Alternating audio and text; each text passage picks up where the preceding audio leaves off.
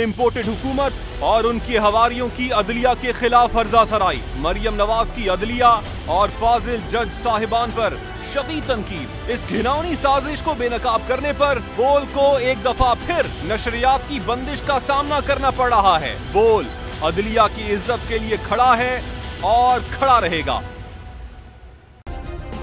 Subscribe करें और bell दबाएं ताकि कोई खबर रह न जाए।